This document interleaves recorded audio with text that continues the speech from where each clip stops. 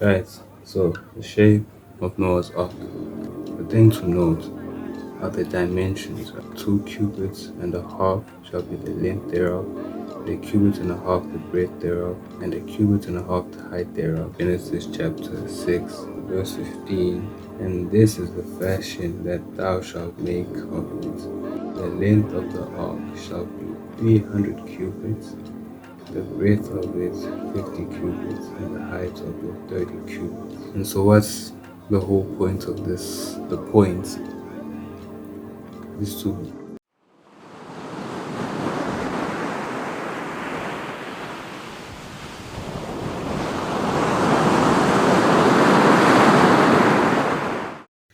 right.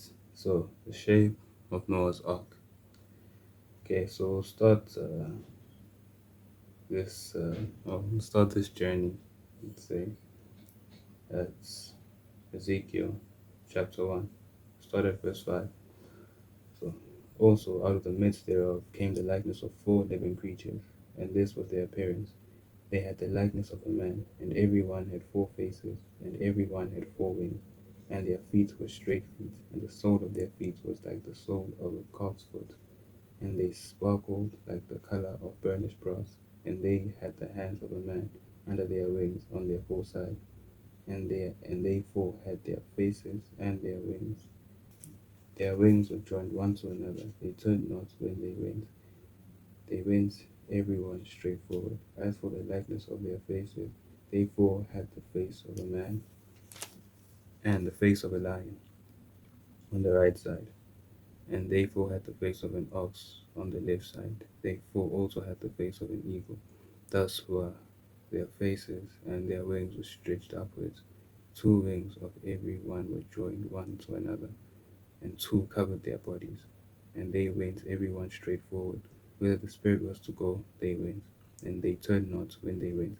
As for the likeness of the living creatures, their appearance was like burning coals of fire, and like the appearance of lamps. It went up and down among the living creatures, and the fire was bright, and out of the fire went forth lightning. And the living creatures ran and returned at the appearance of a flash of lightning. Now, as I beheld the living creatures, behold, one wheel upon the earth by the living creatures with his 4 faces. The appearance of the wheels and their work was like unto the color of beryl, and they 4 had one likeness, and their appearance and their work was as it were a wheel in the middle of a wheel. When they went upon their 4 sides, and they turned not when they went.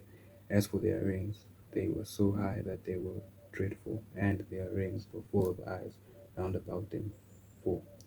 And when the living creatures went, the wheels went by them, and when the living creatures were lifted up from the earth, the wheels were lifted up. Whithersoever the Spirit was to go, they went. Thither was their spirit to go, and the wheels were lifted up over against them. For the spirit of the living creature was in the wheels. When those went, these went, and when those stood, these stood. And when those were lifted up from the earth, the wheels were lifted up over against them. For the spirit of the living creature was in the wheels. And the likeness of the firmament upon the heads of the living creatures was as the color of the firmament, was as the color of terrible crystal stretched forth over their heads above.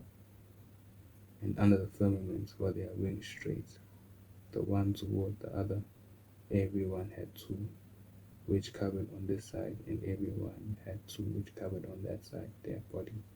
Okay, so basically, this chapter shows uh, essentially how God travels in the spirits, right? So, like when you get to the latter parts of the chapters, you'll see where it says, okay, and above the firmament that was over their heads was the likeness of a throne, and the appearance of sapphire stone, and upon the likeness of the throne was the likeness as the appearance of a man above it, right? So, essentially, it's like this is how in the spirit, it's like how God travels, right? How, yeah, it's carried by these creatures, right? And so one thing, or the things to note here, are the 4 creatures bearing uh, the throne on the firmament, and the creatures with their rings is another thing to notice, right? Then we go to Exodus chapter 25. Okay, Exodus 25, starting from verse 8, right? And let them make me a sanctuary, and I will dwell among them, according to all that I show thee, after the pattern of the tabernacle and the pattern of all the instruments thereof. Even so shall ye make it. And they shall make an ark of shittim wood. 2 cubits and a half shall be the length thereof, and a cubit and a half the breadth thereof, and a cubit and a half the height thereof. And thou shalt overlay it with pure gold, within and without shalt thou overlay it, and shalt make upon it a crown of gold round about. And thou shalt cast 4 rings of gold for it, and put them in the 4 corners, and 2 rings shall be in the one side of it, the 2 rings in the other side of it. And thou shalt make stars of shittim wood, and overlay them with gold. And thou shalt put the stars into the rings by the sides of the ark, that the ark may be bore with them. Right? And so here we see that the children of Israel, when they are going to make the tabernacle, God had given them the pattern, say, which is essentially like the same pattern where you notice that the ark, or the testimony, the ark of the testimony will be bore by people, or the ark of Shittim will be bore by people, and there are also rings on it as well, right? To for the stars in order to be able to bear it, right? So we see that what's in the spirit was found in the natural, was done in the natural to mirror that dimension, right? The pattern, so that God can dwell with them, so that God can possess the,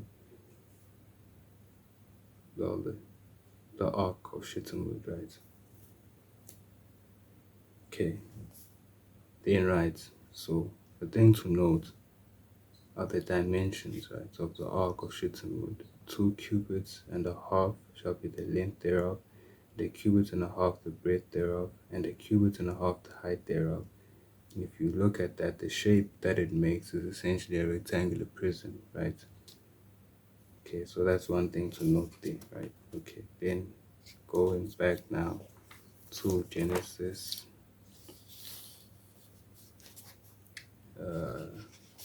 Genesis in chapter 7, 6 and 7. Right, okay. So it starts with Genesis chapter 7, verse 16. Okay.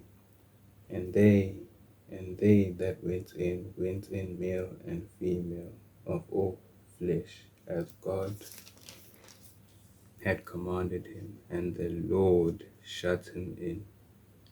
Okay, then let's go to Genesis chapter 6, verse 15. Okay, and it said, and this is the fashion that thou shalt make of it. The length of the ark shall be 300 cubits, the breadth of it 50 cubits, and the height of it 30 cubits.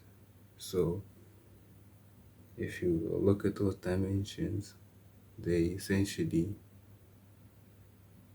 look more or less the same.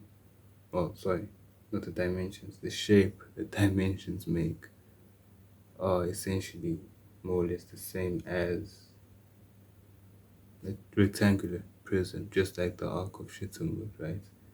And then in chapter 7, verse 16, you see that God shut them in, which means God had possessed Noah's Ark and was the one controlling it, right? And so what's the whole point of this whole showing? Basically, well, I guess show perhaps how that the ark, Noah's Ark, is essentially a rectangular prism. The shape is a rectangular prism, and although in many books the shape is close, but then there's a whole thing like what's this called? I think it's called a bow. There's a bow in front and at the back and so forth. But yeah, it just seems like it's just a rectangular prism, and God possessed it. And if it was anything different, God would have not possessed it. So yeah, that's basically about it.